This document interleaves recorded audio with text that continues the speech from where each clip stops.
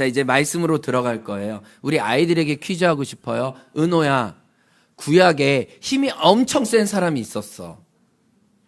골자 시작하는 사람 말고 골리앗만큼 엄청 큰 힘이 센 사람이 있었어. 두 글자야. 삼촌하고 비슷해. 삼촌? 삼손. 재경이가 얘기했어요? 역시. 호주에서 엄마한테 교육 잘 받았어요. 이렇게 해서 삼손이란 사람이 있었는데, 이 삼손이란 사람을 저는 보면서 오늘 말씀을 생각하게 돼요. 오늘 말씀에 보면 우리 아이들 잘 들어주세요. 하나님이 구별하신, 하나님이 따로 떼어놓으신 가장 거룩한 곳이 있었어요. 그게 하나님을 예배하는 성전이었어요. 그래서 사람들이 1년에 3번씩 모든 사람들이 다 나와서, 예수님도 어렸을 때 나와서 매 년마다 이 예루살렘 성전에서 하나님을 예배했어요. 근데 오늘 말씀에 보면은 그 성전이 가장 타락하고 더러운 곳이 되어서 예수님이 오셔서 채찍으로 모든 장사하는 사람 다 내쫓으시면서 이렇게 얘기해요. 내 아버지의 집을 뭐하는 집으로 만들지 말라? 이래. 장사하는 집. 장사하는 집을 만들지 말라. 내 아버지는 무슨 집이라? 좋은 집이라. 요거 했잖아. 요거 했잖아. 기도하는 집이라. 우리 박수 한번 쳐주세요. 네. 제가 오늘 설교가 잘 안 될지 알고 있었어요. 애들이 많이 왔기 때문에 이 설교가 어른 설교 하다가는 이제 다 끝나겠다 싶었어요. 일단 우리 아이들 이렇게 호흡해 주시면 감사하겠어요. 일단 하나님이 가장 구별해 내오신 곳이 예루살렘 성전이었는데, 그 예루살렘 성전에서 하나님은 기도를 받기 원하셨는데, 그 기도를 받는 대신에 사람들이 뭐로 만들어놨냐? 장사하는 터로 만들어놔서 예수님이 그거를 회파하셨다고 얘기했어요. 그러면 다른 말로,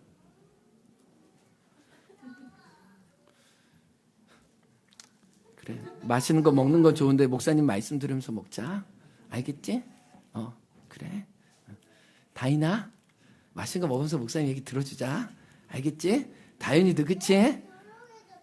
왜 조용해졌어? 그래. 그래. 말할게 이제. 성경의 삼손을 보면, 은호야, 힘이 엄청 셌거든. 하나님이 거룩하게 구별해 주셨어.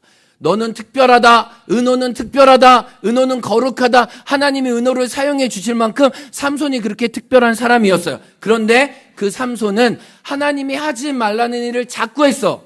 뭐를 했을까? 하나님을 알지 못하는 이방 사람들에게, 이방신에게 절하는 여자랑 가까이 하지 마. 그들하고 친구하지 마. 하나님을 무시하고 하나님을 거절하고 하나님 욕하는 사람들하고 가까이 하지 마. 우리 친구들 욕하는 친구들하고 같이 있으면은 나도 그 욕을 배우게 돼요? 안 배우게 돼요? 배우게 되죠. 여러분이 찬양을 막 하면 친구들도 여러분의 찬양을 따라할까요? 안 따라할까요? 따라해요. 저도 중학교 때 이랬어요. 막 은혜 너무 많이 받아서 막 학교에서 막 찬양하고 그러면 우리 친구들이 막 재수 막 온 붙었다고 그랬어요. 워낙 친구들이 저 따라 찬양을 많이 해가지고. 그래서 욕하는 친구들하고 같이 있으면 욕을 배우게 되고, 찬양하는 것을 많이 하면은 내 친구들도 그 찬양을 배우게 되잖아요.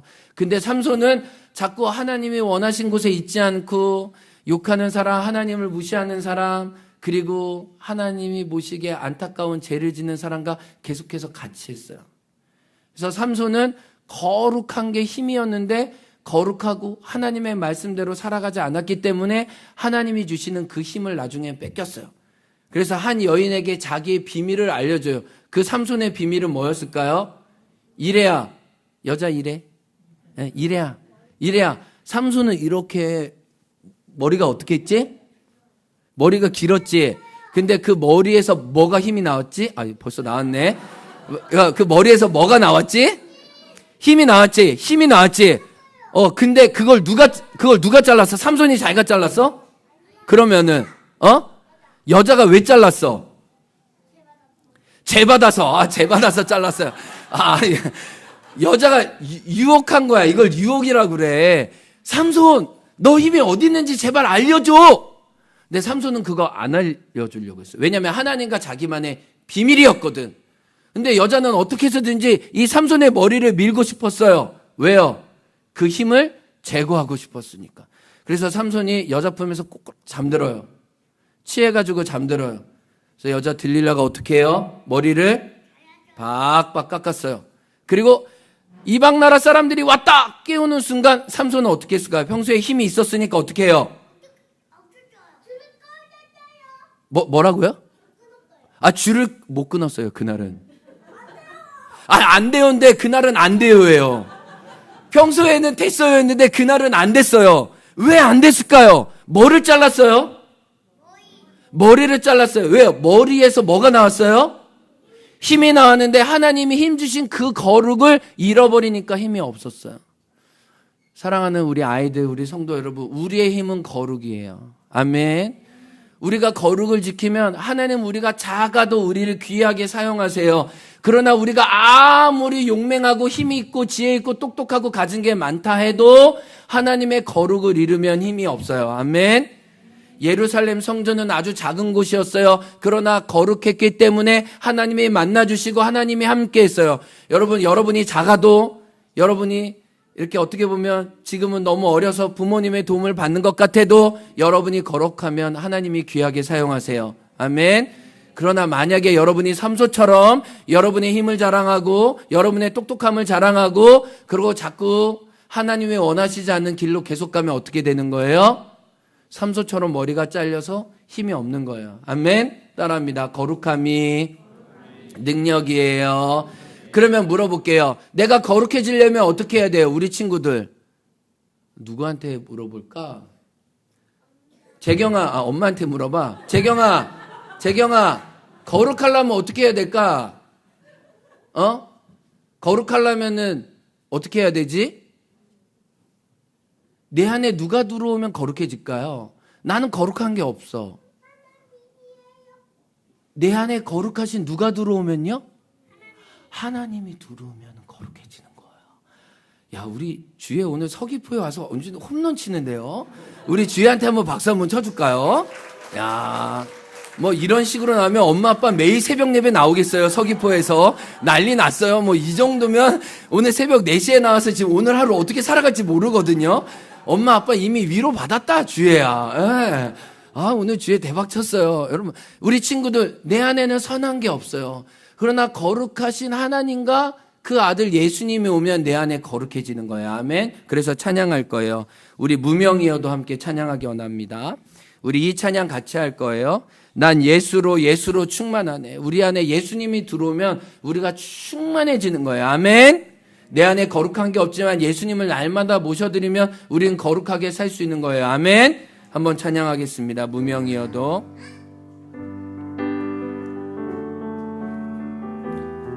자, 우리 아이들 크게 찬양해 주세요. 제가 아이들 찬양 드릴 거예요. 알겠죠?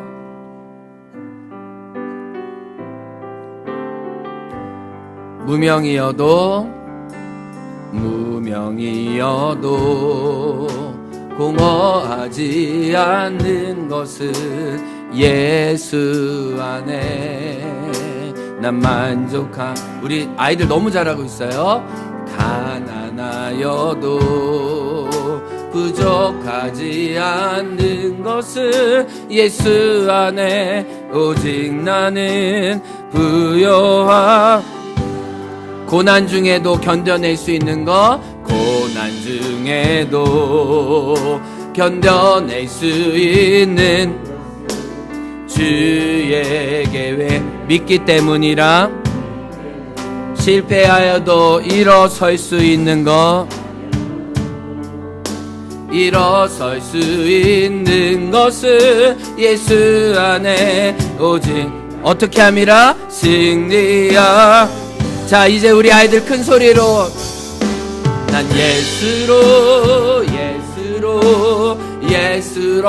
충만하네. 난 예수로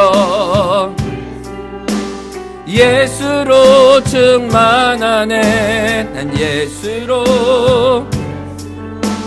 예수로 충만하네. 영원한 왕 내 안에 살아게. 난 예수로 난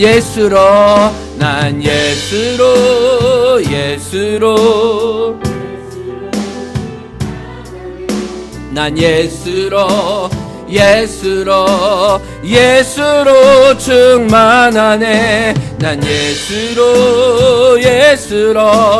예수로 충만하네. 영원한 왕 내 안에 우리 두 손 들고 고백해 볼까요? 난 예수로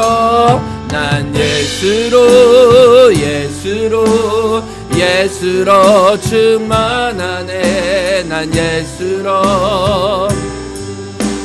예수로 충만하네. 난 예수로 영원한 왕 내 안에 살아계시네. 아멘. 우리 친구들, 내가 어떻게 거룩해져요? 내가 거룩해져야지 거룩해지는 게 아니에요. 내가 거룩해지는 건 내 안에 예수님이 오시면 내가 하나님이 사용할 만한 참 좋은 사람으로 준비될 줄 믿습니다. 자, 우리 아이들 설교 이제 끝났어요. 끝. 자, 이제 우리 어른들과 아이들 함께 메시지 나누려고 해요. 오늘 예수님의 성전 정화 사건을 보면서 예수님은 우리 가족, 특별히 우리 자녀, 우리 가정과 우리 공동체를 거룩한 예배의 기도의 집으로 성령의 전으로 세우기 원하는데 그 실질적인 구체적인 방법을 이 아침에 우리 아이들과 예배드리니까 한번 생각해 보려고 해요. 신앙 교육에 있어서 우리가 이 예배라는 것이 가장 중요한 것임을 먼저 여러분하고 새기고 싶어요. 우리가 많은 신앙교육에 여러 커리큘럼이 있지만 우리 아이들에게 제일 우선적으로 제일 근본으로 가르쳐 줘야 하는 것이 바로 예배예요. 근데 이 예배라는 것이 우리 아이들에게 어떻게 가르쳐지냐 하면 결국은 그 예배 자리에 오는 부모를 통해서 우리 자녀들도 자연스럽게 배우게 된다는 것을 말씀드리고 싶어요. 우리 아이들에게 예배하라가 아니라 예배하는 자리에 부모님들이 자녀를 같이 초대하면서 마치 유월절을 이스라엘 백성이 어떻게 배우냐. 태어나자마자 유월절 되면 초막절 되면 이렇게 그냥 부모 따라 예루살렘 가서 예배해야 되는 것처럼 이때 되면 당연히 예배해야 되는구나. 마치 이 열린 하늘 새벽 예배처럼 특별 새벽 예배 기간인데 부모님이 나가서 예배 드리는구나. 그러면 나도 따라가서 예배 드려야 되는구나. 예배라는 것이 자연스럽게 부모 따라 그냥 유월절 절기 따라 예배드렸던 예수님처럼 우리도 신앙의 어떤 형성들이 실제로는 부모가 예배하는 그 자리에 따라가면서 같이 형성된다는 걸 알게 돼요. 그래서 우리 성도님들, 여러분이 아무런 신앙 교육을 하지 않는 것 같아도 여러분이 정기적으로 예배 나와서 하나님께 나아가는 모습을 보이는 것만으로도 우리 아이들에게 엄청난 신앙의 유산을 주고 있다는 것을 우리는 기억해야 돼요. 이게 가장 기본이에요. 이게 가장 첫째예요. 우리는 이 교회 나와서 예배 드리는 것을 너무 쉽게 무시해서는 안 돼요. 이게 기초고 이게 튼튼한데 이게 잘된 아이들은 임상적으로도 보면 이렇게 세상적으로도 돌았다가도 쉽게 돌아오고 잘 들어오고 믿음의 뿌리를 금방 내릴 수 있는데 이 초기 어렸을 때 이 정착이 잘 안 된 친구들은 아주 많이 방황하기 쉽고 신앙의 뿌리가 아주 얕기 때문에 쉽게 유혹에 넘어질 수 있다는 것을 봐요. 근데 제가 우리 어른들과 함께 나누고 싶은 게 뭐냐면 이제 미국에서는 우리보다 한 20, 30년 먼저 신앙교육을 앞서 했었잖아요. 근데 미국에서는 제가 이제 기독교 교육을 전공했으니까 교회 학교식의 교육이 실패했다고 진단을 벌써 50년 전에 했어요. 그러면 교회 학교가 필요 없냐? 이게 아니고 교회 학교 마치 교실에 앉아서 애들이 학원 수업하는 것처럼 그냥 말씀을 잠깐 듣고 집으로 돌아가는 시기에는 산업화 시대 때는 막 효과가 있었지만 나중에 임상적으로 돌아보고 나니까 아이들이 신앙이 잘 자라지 않았다는 거예요. 그러면 교회 학교에서 학원처럼 말씀도 잘 배우고 찬양도 잘 배운 친구들에게 뭐가 문제가 있었냐? 진단해 보니까 그들에게 공동체가 없었다는 거예요. 그들에게 교회라는 전체적인 이 어른들과 함께하는 선물을 주지 못했다는 거예요. 그래서 그 존 웨스트호프 3세라는 사람은 이걸 어떻게 진단했냐면은 우리 아이들이 건강하게 신앙생활을 하기 위해서는 약 300명 정도의 할머니와 엄마 아빠와 자녀가 함께 생활하는 공동체가 제일 좋대요. 그리고 한 마을과 한 동네를 거점으로 하는 그 지역 어떻게 보면 동네 마을 교회가 아이들의 신앙을 형성하기에 가장 좋은 환경이라고 이야기하는 거예요. 뭐냐면 우리 어린아이들이 이렇게 우리 다윤이 같은 어린아이들이 엄마도 있고 이모도 있고 삼촌도 있고 친구도 있고 할머니도 있고, 그래서 나의 친구들도 알고 나의 할머니 이웃 삼촌들도 아주 많아서 안전하게 신앙의 유산을 물려받으면서도 자원이 풍부한, 그래서 내가 혼자 어렵거나 힘들 때 나 혼자 있는 게 아니라 많은 사람들이, 동네 사람들이, 주변에 있는 사람들이 함께 해줘서 신앙적으로 일으켜줄 수 있는 사람. 그리고 내가 혹시 우리 집에서 어떻게 보면 이렇게 어떤 어려운 일이 있을 때 이모 집에도 가고 삼촌 집에도 가고 그러면서 기도도 많이 받을 수 있고, 이 집 가서도 밥 먹을 수 있고 저 집 가서도 밥 먹을 수 있는 그런 이모 삼촌들이 많은 한 마을을 거점으로 한 3세대가 이루어져 있는 공동체가 신앙적으로 가장 건강하게 세울 수 있다는 거예요. 그러면 진단해 보면은 어떤 큰 대형 교회들 있잖아요. 몇만 명 되고 몇천 명이 돼서 이렇게 막 1시간, 2시간씩 가야 되는 교회는 그 당시에는 신앙생활을 잘하는 것 같아도 그 뿌리가 어떤 거점과 지역이 없기 때문에 신앙이 잘 자라가기 힘들다는 거예요. 뭐냐면은 나중에 우리 아이들이 커서 그 교회를 찾아가고 싶어도 찾아갈 때 너무 먼 거야. 그리고 거리가 있고 어떤 동네와 어떤 마을에 거점을 두지 않기 때문에 그 정서와 문화와 향수와 어떤 그 뿌리 깊은 것들이 그 아이에게 흡수할 수 있는 기회가 없기 때문에 그런 게 어렵다는 거예요. 그래서 신앙적으로 보면은 우리 행원은 행원이라는 곳에 심겨져 있고, 그리고 우리 소망 목장에 우리 어르신들과 우리 이모 삼촌들과 우리 또래들이 굉장히 많이 있기 때문에, 그리고 서로의 이름을 불러가고 서로의 집에 놀러도 가고 또 서로 축복도 해주고 서로 기도도 해줄 수 있는 이 공동체가 신앙을 가르칠 뿐만 아니라 신앙을 형성할 수 있기 때문에 우리 아이들에게 예배하는 것, 기도하는 것, 하나님을 찾는 것을 가장 잘 가르쳐 줄 수 있는 환경으로 만들어지고 있다는 걸 봐야 돼요. 그래서 여러분, 우리 육지에서 외지에서 오시는 분들이 왜 행원교회를 찾아오겠어요? 뭐 우리가 시설이 탁월해서요? 물론 뭐 센터가 있긴 하지만 그건 우리에게 공동체가 있기 때문이에요. 함께 신앙의 공동체로 함께 신앙의 양분을 우리 아이들에게 줄 수 있기 때문이에요. 정말 우리가 이 신앙의 양분을 우리 믿음의 다음 세대 우리 자녀들에게 마음껏 주기를 원해요. 그러면서 이번에 이제 이 새벽 예배 하면서도 뭘 느끼냐면, 우리 작년에도 했지만 어제 삼다수 목장은 특송하기 위해서 교회에서 다 주무셨다고 그러더라고요. 우리 삼다수 목장 대단하면 한번 박수 한번 하겠습니다. 네.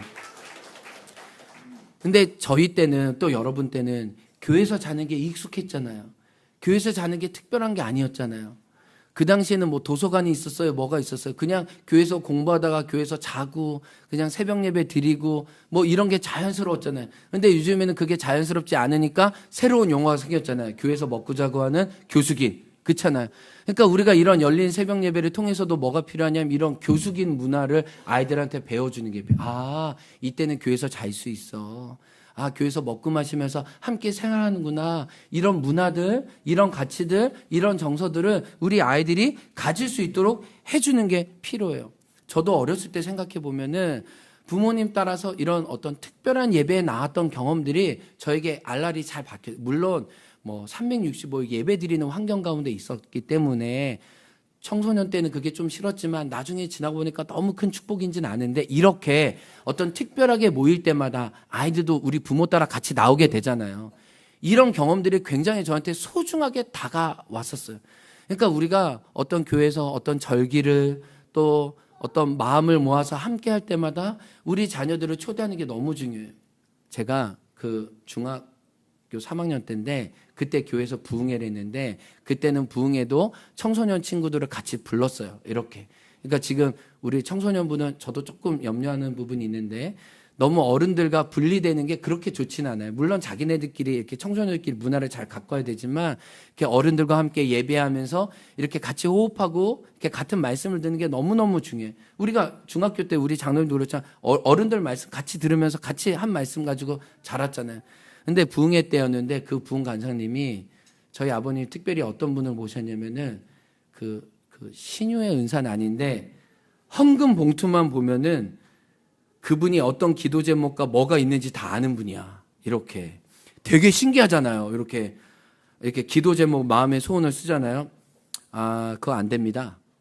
그거 하나님이 지금은 아닌 것 같습니다. 이게 바로 분별이 되시는 분이야. 제가 그때 어떤 마음의 소망이 있었냐면, 미국에 작은 아버지가 계셨는데, 미국의 작은 아버지가 한국에 와가지고 이제 요한이 너 공부하고 싶니? 그러면 미국에 와서 공부해라. 작은 아버지가 너 도와줄게. 작은 아버지가 바람을 엄청 넣고 가셔가지고 제가 그때 이제 카운셀러, 이제 상담가 되고 싶다고, 미국에서 이제 내가 상담을 공부하고 싶다 해가지고 이제 미국에 가고 싶은 막 소원이 생겨가지고 막 그 마음에, 우리 또 청소년 때 막 해외 나가고 싶은 마음이 있잖아요. 막 바람이 들어가지고 열심히 감사원금 준비해가지고 이제 아빠 이름으로 내면 내 기도를 안 해주니까 김요한 미국에 유학을 가고 싶습니다 해가지고 딱 갔어요. 그래서 부흥사님이 이제 딱 내 헌금 봉투를 근데 그분은 제가 목사님 아들인지는 몰랐어. 이렇게 그냥 봉투가 여러 개니까 김요한 미국에 유학을 가고 싶습니다. 지금은 아니네 라고 하시는 거예요. 엄청 큰 실망이 들었어요. 그 당시에는. 근데 나중에 이제 하나님 안에서 그런 게 이해하는 일이 있었는데, 이제 이런 걸 보면서 야, 하나님의 사람이 기도해주고 하나님의 마음을 전해주고, 하여튼 이런 어떤 인상들, 어떤 경험들. 그래서 제가 아이들하고 목회적으로 보면서도 이렇게 아이들 축복해주고 사랑해주고 격려해주는 것들, 이것들이 지금은 그냥 잠깐의 시간인 것 같지만 켜켜이 쌓이다 보면 어떤 영적인 권위자를 통해, 또 교회 공동체를 통해, 믿음의 선배님 통해 사랑을 받고 말씀을 받는 것들이 우리 아이들에게 다 양분으로 있는 거구나라는 거를 느끼게 돼요. 특별히 우리 아이들에게, 우리 어른들과 제가 함께 생각해야 될 게 기도하는 법을 가르쳐둬야 돼요. 근데 기도하는 법을 가르쳐줄 때 여러분, 성경에서 일단 그 성경의 그 95%는 기도는 부르짖는 기도예요. 아멘. 그러니까 우리가 아이들한테 일단은 언어라는 거는 말을 하면서 배우잖아요. 말을 이렇게 서로 건네면서 크게 음성적으로 하면서 말을 배우는 거잖아요. 기도도 일단 말을 떼는 건데, 하나님께 부르짖으면서 내 마음의 소원과 내 마음의 원함을 하나님께 아뢰면서 기도할 수 있도록 우리 아이들한테 가르쳐 줘야 돼요. 그리고 나중에 더 시간이 지나면 우리가 듣는 기도, 묵상 기도, 성령 안에 고요한 기도를 배울 거예요. 관상 기도도 배우고 또 거룩한 성경 읽기도 배울 거예요. 다 그렇게 통해서 주님의 음성을 배우지만 일단 우리 아이들에게 가르쳐줘야 되는 기도는 구하는 기도예요. 간구하는 기도예요. 부르짖는 기도예요. 근데 이 기도를 우리 어른들이 어떻게 가르쳐줄 거냐는 거예요.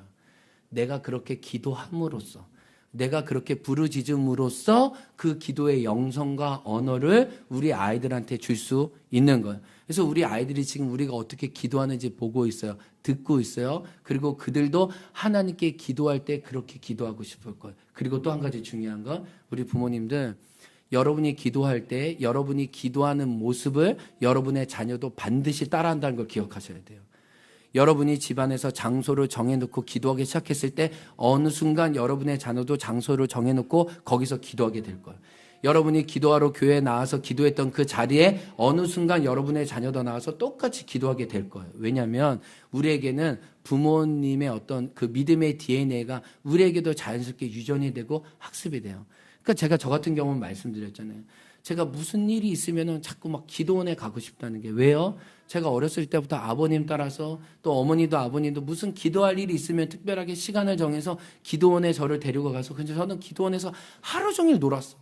그냥 뭐 부모님은 기도원 같은 경우 하루에 최소한 3번, 5번 예배 있잖아요. 그 예배 따라다니다가 또 기도하는 모습 보다가 뭐 눈싸움 놀이하다가 물놀이 하다가 그러다가 기도하다가, 그런데 시간이 지나고 나니까 가장 어려운 순간에는 내가 부모님이 기도했던 그 기도원의 자리에 내가 스스로 찾아가고 내가 거기서 주님을 구하게 되는 일이 있어요.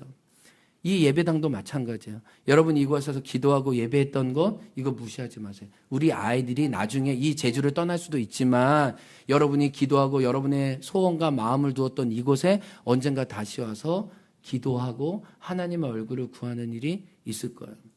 작년부터 헌금을 주고 가시는 분이 있어요. 성탄 때 강정혜 권사님 이번에 받아서도 주셨는데, 작년에도 그분이 교회 고맙다고, 교회 안 다니는 분인데 성탄쯤에 오셔가지고 헌금하고 가셨거든요. 그래서 그 헌금을 어떻게 사용할까 하다가 그 헌금을 마중물로 해가지고 초코파이 사가지고 여러분한테 2년 전에 초코파이 가져오라고 해가지고 마을에 초코파이 나눴었잖아요.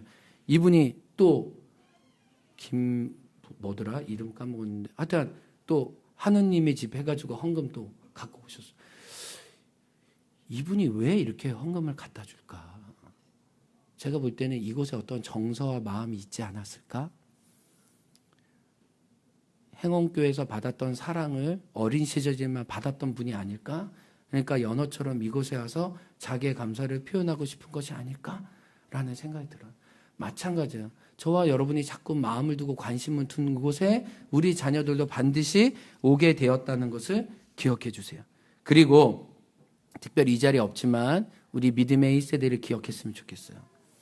우리 믿음의 1세대는 우리가 축복해주고 사랑해주고 싶어도 이 자리에 못 나올 확률이 더 커요. 그러니까 우리가 집중적으로 사랑해주고 왔을 때 이렇게 안아주고 격려해주는 게 필요해요. 제가 이렇게 안타까운 게 느낌이 뭐냐면 우리 특별히 믿음의 1세대 애들 어렸을 때 우리 교회에서 많이 놀다가 이제 청소년으로 가면서 방황하기가 쉽잖아요. 그러니까 우리가 어떻게든 그 어렸을 때 그들을 이렇게 잘 붙잡아 주는 게 너무너무 필요할 것 같아요. 왜냐면은 청소년이 돼서 우리 아이들 동네에서 만나면은 제가 좀 안타까운 게 이렇게 눈에 힘이 없어. 이렇게. 그리고 이렇게 서로 반가워해 주거나 이렇게 어떤 옛날 느낌이 안 나. 우리 애들이 보면은. 아, 그만큼 교회에서 멀어졌구나. 이걸 느낄 때마다 정말 가슴이 아파. 근데 그런 거를 어떻게 막으면 좋겠지만 우리가 지금 할 수 있는 일은 어떻게 해서든 그들을 지금이라도 한 번 더 축복하고 사랑해주고 격려해주는 게 필요해요. 그런 사람이 많을 때 믿음의 1세대라도 굳게 자랄 수 있는 거예요. 제가 저희 아내에게 언젠가 말한 적이 있어요. 당신은 20살 때 예수님 믿었는데 왜 이렇게 20대 때 믿음이 견고하고 잘 자랐냐. 그랬더니 저희 아내가 얘기한 게 있어요. 나에겐 믿음의 멘토들과 선배들이 있었다.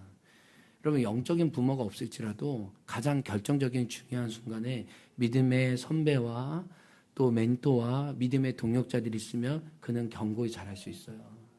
그러니까 우리가 믿음의 1세대가 아니라 믿음의 1세대일지라도 우리 이모 삼촌들이 또 선생님들이 함께 붙는다 하면 그들이 건강하게 뿌리를 내서 우리와 같이 하나님의 거룩한 자녀로 살아갈 줄 믿습니다. 이렇게 우리가 열린 새벽 예배하면서 우리 아이들과 함께 예배 드릴 때 올 한 해도 우리가 어떻게 신앙을 유산으로 줄 건지 함께 예배하는 집으로 자라갈 건지 생각해 봤어요. 오늘 열린 새벽 예배 마지막 날입니다. 함께 예배하고 함께 기도하면서 우리 자녀들에게도 우리가 예배하는 그 하나님이 그들의 하나님이 될 수 있도록 믿음을 유산으로 줄 수 있는 저와 여러분들에게 주의 이름으로 축복합니다.